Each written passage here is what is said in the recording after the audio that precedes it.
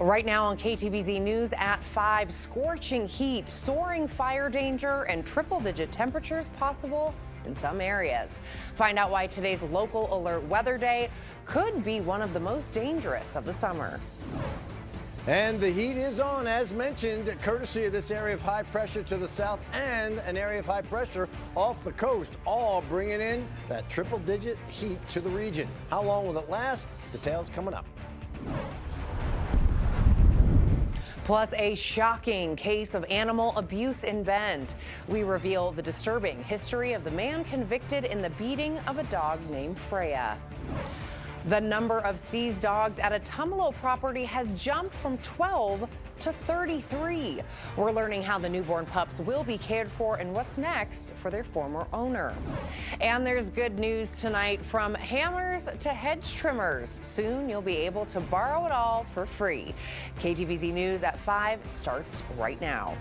First, local, live. Now from Central Oregon's news leader, this is KTVZ News at 5. We are live on the scene in Redmond as crews work to put out a 2-story house fire. It's happening on 37th Street with heavy smoke visible from the area. Our photog on the ground reports multiple police cars and Redmond police present. Large ash flakes are falling in the neighborhood. It's not yet clear how severe the damage is, but no injuries have been reported. Firefighters are working in nearly 100-degree heat while wearing full protective gear. We're making calls and we'll update you as soon as we have more information. Be sure to download the KTVZ News app and turn notifications on for the latest alerts. And now let's turn to weather, and you're taking a live look at the Deschutes River in the Old Mill. You can see people trying to beat the heat on this local alert weather day. We're tracking extreme heat alerts and a local alert weather day with some spots hitting triple-digit temperatures. Let's turn to Chief Meteorologist John Carroll with the latest in the heat on the streets. John. Yeah, the heat's everywhere, folks, and it is very hot up in through, say, north in the Madras area, also through Warm Springs and in Bend. We tied another record today. All right, let's get to it. This is a look here at the local alert weather day. And as you can see, the extreme heat warning was the reason for that local alert weather day.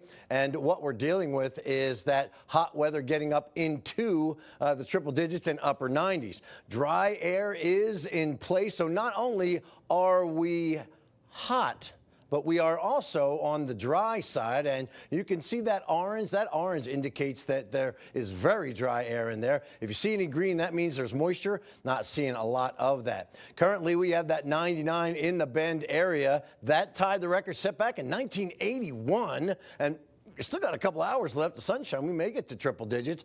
That is 106 in Warm Springs, 97 in Madras. The record in Madras is 99, so we're getting close to that. Extreme heat warning. 10 p.m. tonight is when it expires, but we have Bend, Prineville, Redmond, and Madras all included underneath that polygon of extreme heat. Temperatures near 100.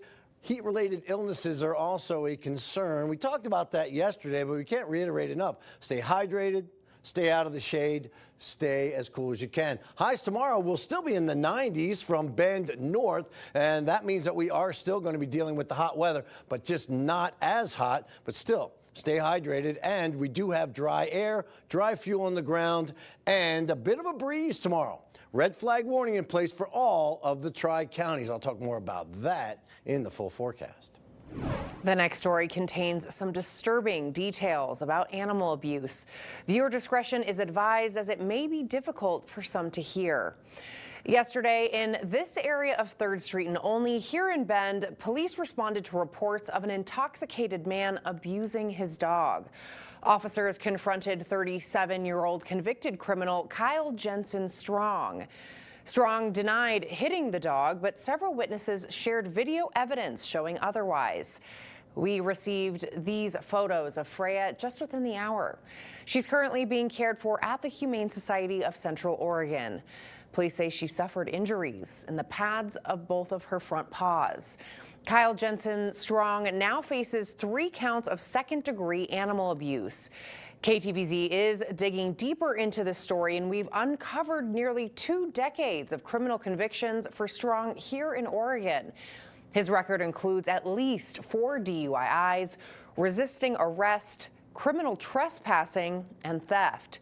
He's currently being held in jail for probation violations. Strong is scheduled to appear in court on Monday for these latest animal abuse charges. Some tough news to report tonight. You may remember just last week we broke the story of toy Australian shepherds being seized from a property in Tumalo.